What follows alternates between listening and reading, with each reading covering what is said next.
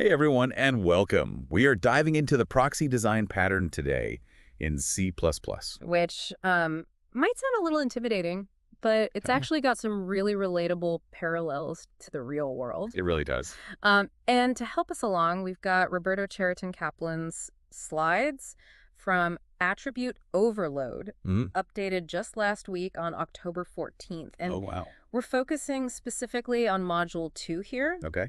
the slide deck titled 19, Proxy. Wow. So That sounds good. think of it this way. You're trying to get into like a really exclusive club. Yeah. You can't just walk right in. Right.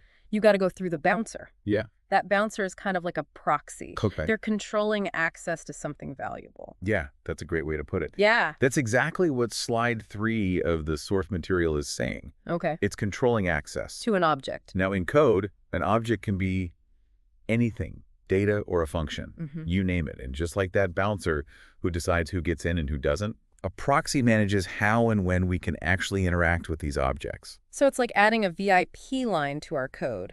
Precisely. And you can even have a velvet rope. Ooh. But it's not just about saying no. Okay. It's about adding in layers of helpfulness. Okay. So think about those customer service lines where your call might be recorded for quality assurance. Right. That recording system Yeah.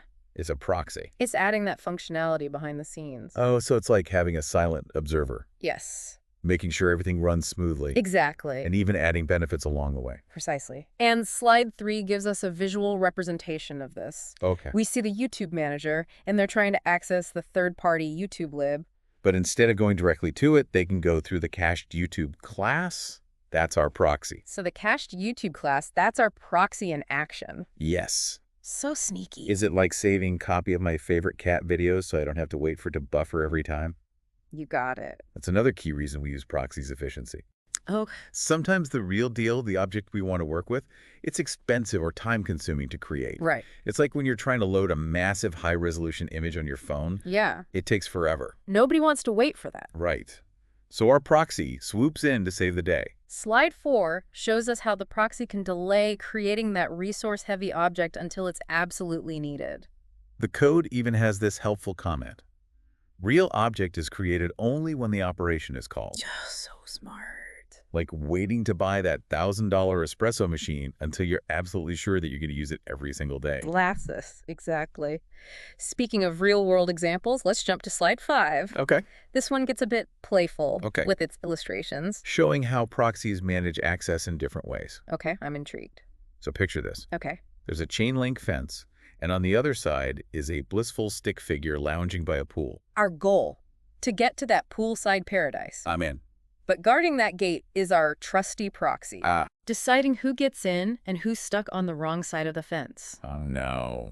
This is a fun way to illustrate how proxies control access to resources. Oh, love that. It's like those exclusive beach clubs, only the VIPs can get past the velvet rope. Exactly. And the slide goes on to list 4 key uses for proxies. Okay, let's hear them. Controlling access, like our pool side guard. Restricting access, maybe with some added security. Okay. Adding functionality like logging who's entering and exiting. Mm-hmm. And finally, delaying creation. Sometimes it's better to wait before going all in on creating something really complex. Okay, so far so good. We've got the what and the why of proxies. But how does this actually look in practice? Slides 6 and 7 promise a simple code example using an image class. And before you think, hold on, I don't speak C++, trust me, we'll break it down. Absolutely. Now, for those who aren't familiar with the term class in programming, Think of it like a blueprint. okay. It tells the computer how to create something. In this case, our images. Okay, so a blueprint for digital masterpieces. Yes. And on slide 7, things start to get a little meta. Okay. We're creating a class to manage other images. Oh, We've got C++ code showing 2 classes, Imagen and Proxy Imagen. okay. The Imagen class is our basic image. With a simple most_var method. Most rar, by the way, means show or display. Okay. So if this were a real program, this is where we would tell the computer, hey, put that image on the screen. Yeah, exactly. But our Proxy Imagen class, that's where the magic happens. Ooh. It also has a most rar method. But it does something really interesting before actually displaying the image. Oh, the suspense is killing me here. Well, it all comes down to this little bit of code. Mm-hmm. If is image rely, Yeah. LPTR. Okay. Now, without getting too lost in the C++ weeds, Yeah. this is basically checking if the real image object the one that actually holds all the pixel data if it's actually been created and stored in memory. So it's like peeking behind the curtain to see if the magician's assistant is actually there or if it's all smoke and mirrors. That's a great analogy. And just like a good magician, the proxy only reveals the trick when it's absolutely necessary. If that image in Reel hasn't been created yet, the proxy steps in and says, all right, time to work some magic.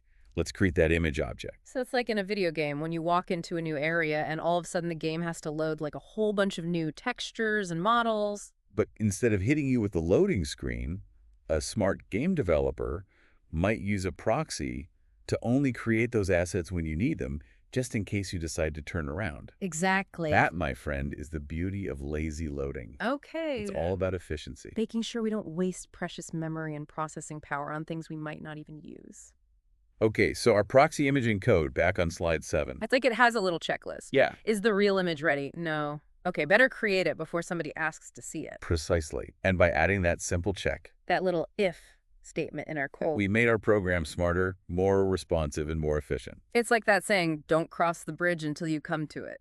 Or in this case, don't load the image until you need to see it. I love it. It's all about picking your battles both in code and in life. So true. Now, slide 8 gives us a really nice and concise summary of what we've learned about the proxy pattern. The proxy pattern is useful when you need to control access to an object, add additional functionality, or restrict access from a client to a real object. It acts as an intermediary interface that handles the creation and management of the real object, So it's like a personal assistant for your code? making sure everything runs smoothly and efficiently. Yes. But this idea of using a go-between to manage access, Red functionality. it's not just limited to the digital world, is it? No way. Think about diplomats. Yeah. They act as proxies between nations. Right. They help facilitate communication. Smooth over disagreements Mm-hmm. and hopefully keep things running smoothly. Okay, that's a great example.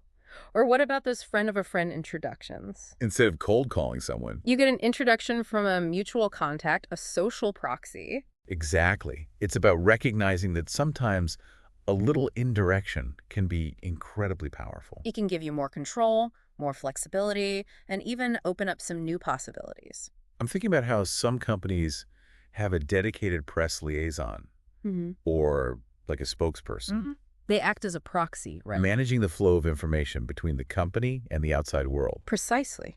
And by carefully controlling that flow, they can shape perceptions Build relationships. and avoid potential misunderstandings. So we're talking about working smarter, not harder. Absolutely. Finding those elegant solutions that just simplify everything. The proxy pattern is a great reminder that sometimes the most effective solutions are the ones that step back Analyze the situation. and find those really clever ways to manage interactions and resources. This is giving me so many light bulb moments over here. So we've got this powerful concept, the proxy pattern. Not only helps us write better code, but it reflects this like a broader design principle Yeah. of like separating responsibilities. Right. It's like seeping into how we think about organizing everything.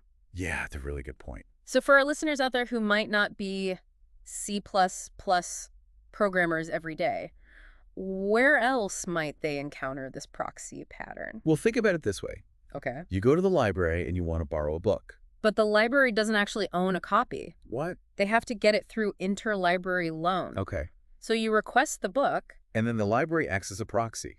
they reach out to another library. They get the book for you, Okay. and then they lend it to you. So the local library is my proxy. Exactly. I never even have to know that there's this whole other process happening. Yeah. They're just giving me access to the book that I want. Exactly.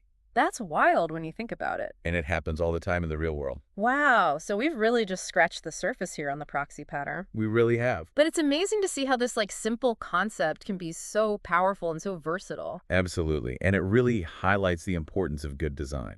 Thinking about how we structure our programs, how we separate responsibilities, and how we make things efficient. Yeah.